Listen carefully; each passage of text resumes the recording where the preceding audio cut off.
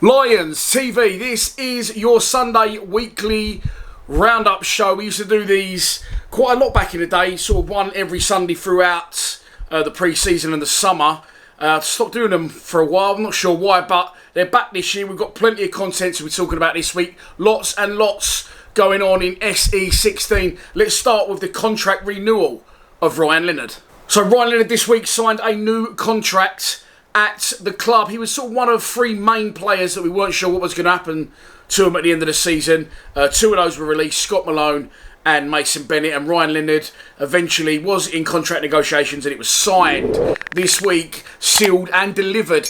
Okay, well look, Ryan Leonard is a player that once upon a time, if you remember the best 11 live streams we used to do, he actually got in a best, worst all-time Millwall 11, if you can work that one out. But he has come a long way under Gary Rowett, and I think he's definitely played his best football under the current gaffer.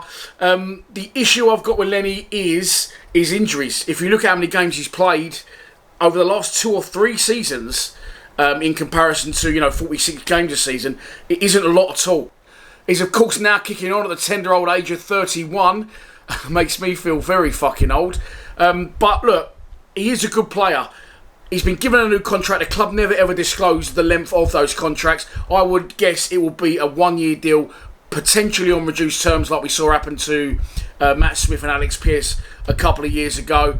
And I think you'll probably see Ryan Leonard maybe finish his career now at the Den. I think it was worthwhile signing him for the year. I would imagine, of course, he was once a record signing, so I think he will be one of the higher earners at the club. He definitely will be, so probably in excess of 10, somewhere between 10 and 15 grand a week, I reckon. So it's wages that we are now spending and can't go elsewhere. However, we do see this, instead of going to saucer player, you've got Lenny in there. He knows the club. We know the fit works. And you ain't got to go and recruiting anyone. He's just there for us. And he will be now for another season, I believe. Would I have signed him? I would have done, yeah. I think his versatility speaks for itself. He's a good player. And I think what done him a big favour was, I think it was probably up in the air whether he would or whether he wouldn't be offered one. I think the last 4 or 5 games when he come back in towards the end of the season, and he had an absolute fucking storm up at Blackpool, didn't he? Played really, really well up at Blackpool. I think that sort of tipped the scales in his favour, and it is still done. Where do I see Leonard in terms of team setup? Do I think he'll play? No. Do I think he'll be a squad player? More than likely, but I still think he'll sort of get his 20 appearances a season. He can also be used, in my opinion, he's going to be used mainly as sort of a plan B, which we always say Rowett hasn't got, but now signing Nisbet to play alongside Bradshaw. We've got that up front, but at the back, Ryan Leonard can play as one of the back 3, and I think he does that role really, really well. I think as much as I like Cooper and Hutchinson, neither of those can pass out the back and carry the ball, as we saw at Blackpool, like Leonard can. He can also, of course, play right wing back, and he can also sit in as cover for Billy Mitchell and George Saville should either one of those get injured. So all makes sense. I'm well happy with it. Ryan Leonard signs a new deal in SE16. Moving on to a player that definitely won't be signing a new deal in SE16 is Tyler Burey. Tyler Burey will be leaving the club. A bid has been accepted from a League One side, and there was other potential interest from Championship clubs as well. No disrespect to Tyler, we're going to get and pick the bones out of it now, but I can't think who else in the Championship would want him unless it's someone who's been promoted, like a Plymouth or an Ipswich maybe. I don't know. Right, Tyler Burey, Tyler. This is a classic example of how fickle football fans are. Of course, he was signed by Neil Harris back in 2019 from AFC Wimbledon. Didn't go into the first team squad, straight into the under-23s as it was then. And I used to watch them a lot. That's before I had to get off my arse and get a job. I used to watch a lot of the under-23s down at Calmont Road. And he was horrendous. Make no mistake, he was terrible. Could carry the ball, yes, but zero end product, over elaborating, self-indulgent, falling over, shanking across. And he looked then like he had you can't, maybe I shouldn't say, he looked like he had a bad attitude, the old shoulders would slump and, he'd give it all the whatever and all sort of thing. So I don't think that I was wrong in my opinions at that point, but I'll take my hat off to him. He went to a level that I never thought he could. Of course, he went out on loan to Hartlepool and he scored sort of 3 goals in 7 games for them before he got injured and he had to come back. He was playing as an out-and-out striker for them. And then after that, we saw him get into the first team, and he had a really good purple patch. I remember, like, Jeb Wallace was like sort of mentoring him at one point, and he had a really good game away at Derby. I remember he set up a good go up there, I think, for Mason Bennett, and he scored an absolute worldie, didn't he, at a 2-0 win at the Den against Queen's Park Rangers. And at this point, he's burst on the scene. You got fans saying he's brilliant, he gets bums off seats, the next big thing. Brentford are interested in him, he could be going on to bigger and better things. And at that point I thought, well, no, but maybe, you know, I was wrong to say we'd never get near our first team. He's gone quickly, he's progressed, and his final ball was there, and he did have a moment of magic. He has fallen out of favour. There was, you know, people probably put it in the comments, so it won't hurt me to say that he's wanking a few fans off, allegedly, the last couple of games of the season. Winger, confidence player, and it can't be easy with a Den crowd on your back if things aren't going right. He has come off the bench, and he is a bit of an impact player. I think he played 26 times last season, but for me, I think it's best he leaves. He's sort of trimming a little bit more of the fat off the squad. As I said, we've got a lot of players in those positions. Mason Bennett's now gone, and it looks like Tyler Burey's going to be following him. I think the emergence of Romain Esse and the signing of Idemo Maka as well has definitely pushed Tyler down the pecking order, and he will be leaving SE16 imminently for a League One club, if we believe what Richard Cowley says, and we definitely do. Let's move on to a little bit of transfer news of a player potentially coming in. Okay, and finally, I'm sorry, I am going to say and finally, there is probably more news to cover, but it's Sunday, it's kicking on, and she's in here about watching a film. So we're going to finish with the news that Millwall have made a bid for Blackburn skipper Lewis Travis.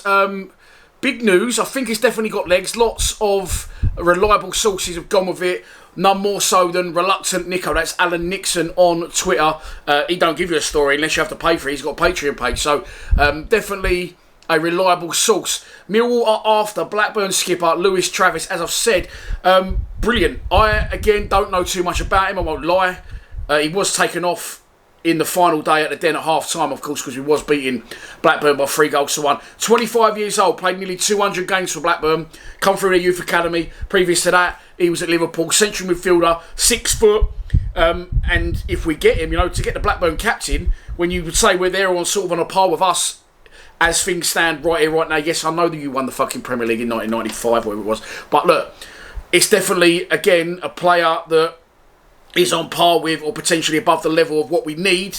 Of course, we've got Billy Mitchell in there. Of course, we've got George Saville and now Ryan Leonard signed as well, for a little bit of backup. But we've got lots of games and lots of high energy performances from our midfielders. Saville's kicking on a little bit now as well, so there will be injuries, suspensions, etc., at some point during the season for at least one of those players. Surely, that's just life. That happens. So I think it's a really, really good signing if we can get him. We have apparently already bid 4 times for him. Gary Rowett really, really wants to get this guy.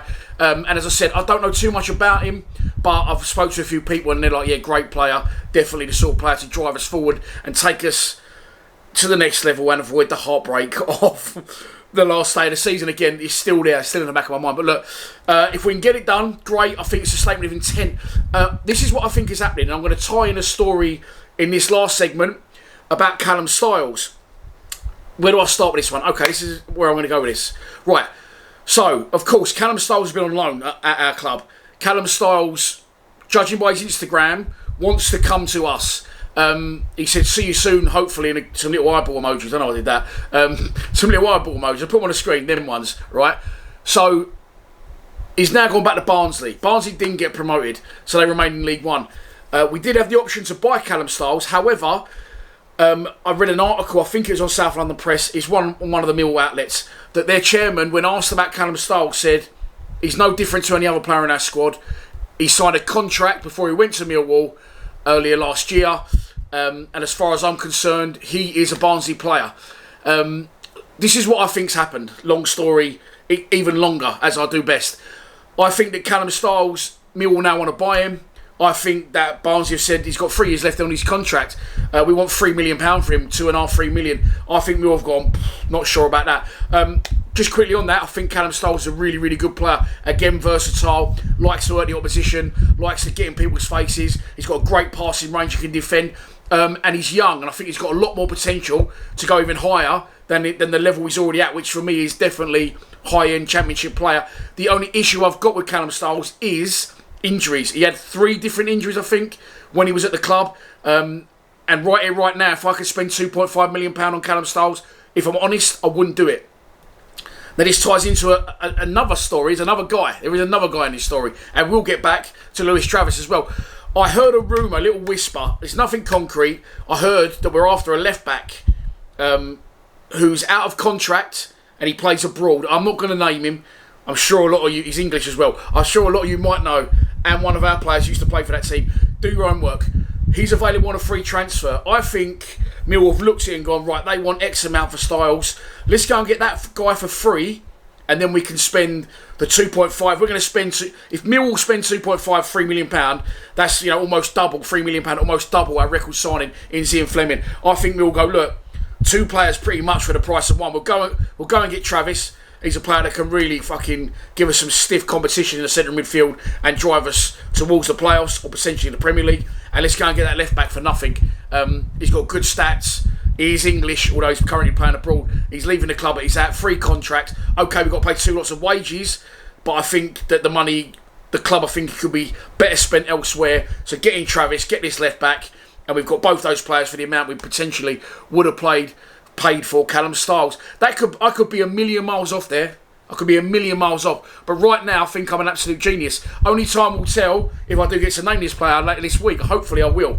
Because I have heard a rumour he has already signed, but no one's named him yet. But look, I've put myself out there before and been shot down many times, so I could be wrong. But that's what I've read into it. And let's get back to the original infiltrator of this longest story ever, which is Lewis Travis. Millwall have made 4 bids, all turned down by Blackburn. The latest believed to be in the region of £2.5 million, and I'd welcome it with open arms. Another good midfielder. We're bulking up now. We're getting strength in depth. We're trimming the fat. 2 wingers out. And a centre forward and potentially now a centre midfielder coming through the door. Lots of players were on international duty this week. Well done to Roman Esse, who scored for England under 18s last week. 3 appearances, 1 goal. Amaku was involved. Of course, Bradders was involved for Wales. Who else? Saville. And finally, last night I went to watch a Scotland game. That's a lie, I was at the pub, but I was intending on watching a Scotland game. They won 2-1 away at Norway. And I thought I'd get a good look at our new striker. He didn't play. He didn't get on this bit. Lyndon Dykes played instead of him. So, read into that what you will. But the Scotland manager prefers Lyndon Dykes to Nisbet. And you all wanted Nisbet over Dykes. Could Dykes still be joining the club? Who knows? I'm going to leave it there. I hope you've enjoyed this show. There will be more to come hopefully now. Things start moving forward. Fixtures released this Thursday. Enjoy the rest of your Sunday, although it's pretty much over by the time this has gone out. And please subscribe to Lions TV. Come on, you Lions.